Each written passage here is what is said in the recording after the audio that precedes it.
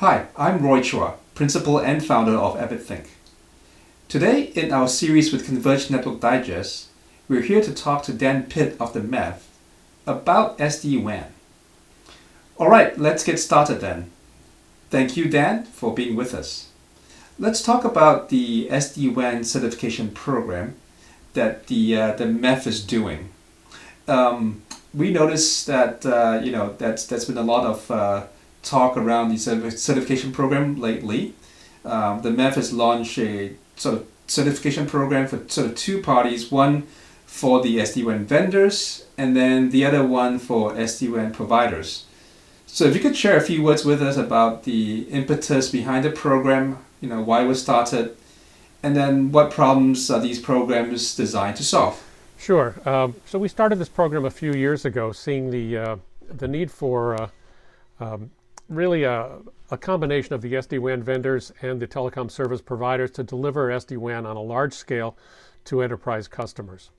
And the vendors had the technology and the operators had the customer relationships and the scale.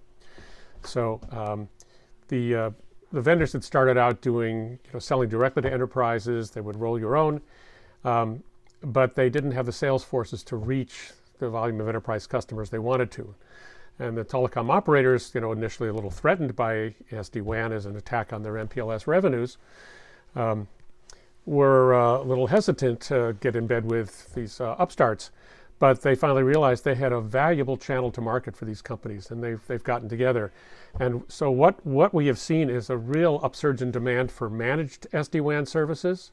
And so we have tried to meet the market demand for that by defining what those services actually are, and then lately doing the certification programs for those. So that's sort of how we got to where we are. All right, thank you. If I may ask, who are the vendors that have been certified so far? And also, which carriers? So the first of all, just let me put a few things in perspective here. So we have the initial SD-WAN service specifications, and these define the terms, so we're all talking about the same thing. A number of particular elemental concepts and the attributes of each one of these entities, such as a SD-WAN virtual connection, for example. So we defined all those things quite specifically. And then we launch a certification program. This will be another specification of the service spec. And then we're coming out with a second version, an update to the standard of the service definition. So in this first round, we've got 3 vendors that have qualified to be certified under the SD-WAN certification program, which is a follow-on for the Carrier Ethernet certification program. And these are Nuage Networks from Nokia, Versa Networks, and InfoVista. In addition, we have 4 service providers that have been the first ones to get qualified for their MEF 3.0 SD-WAN service certification.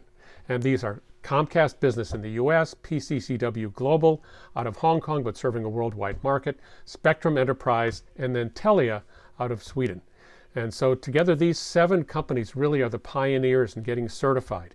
The value of certification is that the enterprise customers know what they're getting, the operators know what they're offering to customers and know what they're getting from the suppliers, and the suppliers know what they're offering, and it makes for a competitive level playing field in the technologies. Eventually, we're going to have interoperability among the different SD-WAN vendors. Right now, what we've got is compatibility with the telecom service providers' orchestration mechanisms. Thank you for the perspective, Dan. That's very helpful. And in terms of the specifications and the SD-WAN certification, to be frank, I would say when the MEF first rolled this out, and I, along with some of my colleagues there, weren't sure if it would get the uptake that it would. And there was always the problem, sort of the chicken and egg problem, where if the vast majority of the carriers don't ask for it, then there's no incentive for the vendors to do it, right? And if the vendors don't do it, then the carriers are worried about asking for it because there's no one with the specifications that have certified against it. And so I think you guys have done a good job in priming the pump, as it were, here. and getting the ball rolling with some brand name carriers and some brand name vendors as well. Of course. First of all, I want to make a comment on what you said a little while ago about the chicken and egg problem. We don't typically have a chicken and egg problem in MEF because the work is done only by our member companies who contribute the effort and the labor to do it. And they're not going to do it unless there's a business reason for them to do it. You know, MEF is not the 10 people on the staff. It's the 2,000 people that volunteer to contribute to our many projects. So we only get a project approved when there is support among the members to actually do the work.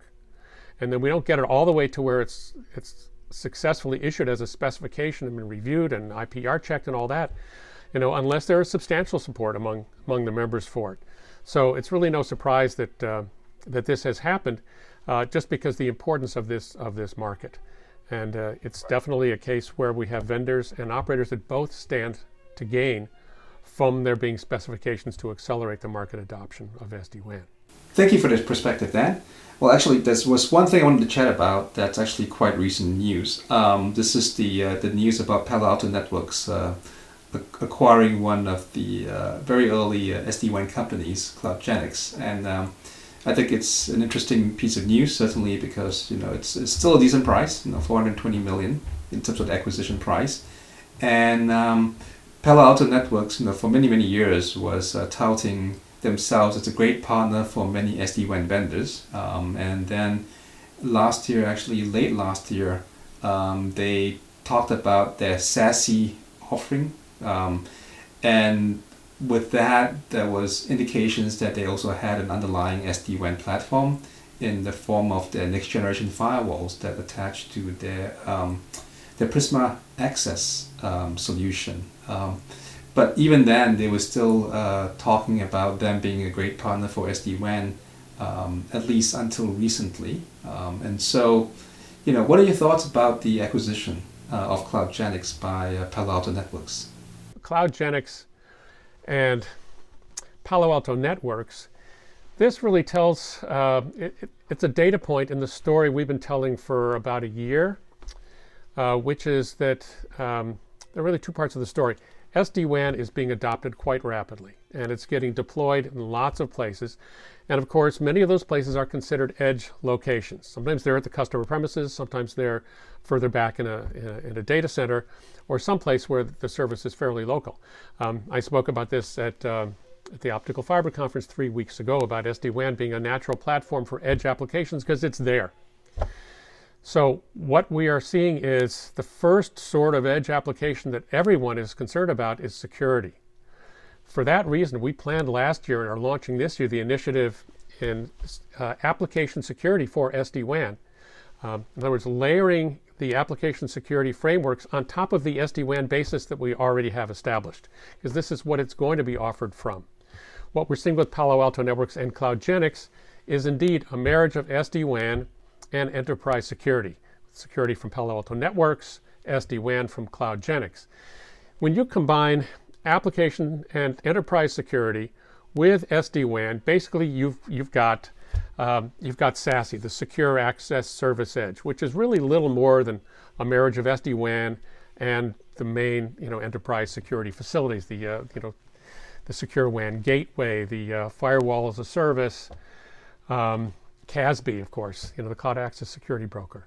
So this is a manifestation in real dollars to the market that this combination is important, and I think that's why Palo Alto Networks went and paid as much as they did, which surprised me and many others, for CloudGenix.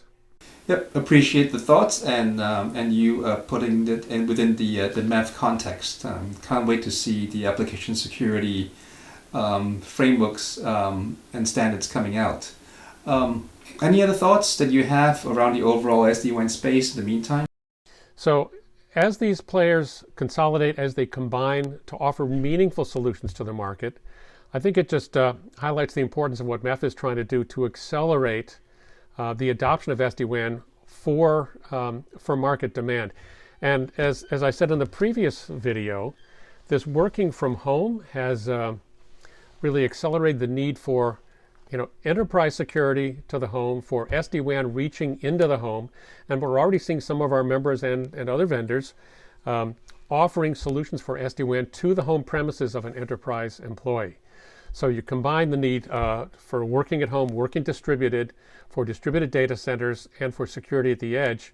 And these are all really lobbying for getting this SD-WAN solution and the application security on top of it out there soon. And that's what MEF is focused on last year and this year, and we've accelerated our efforts this year also. So it's going to be a great year for getting this stuff into the hands of customers who can really benefit. Well, thanks, Dan, for those thoughts. Certainly very timely. And with that, we'd like to wrap it up.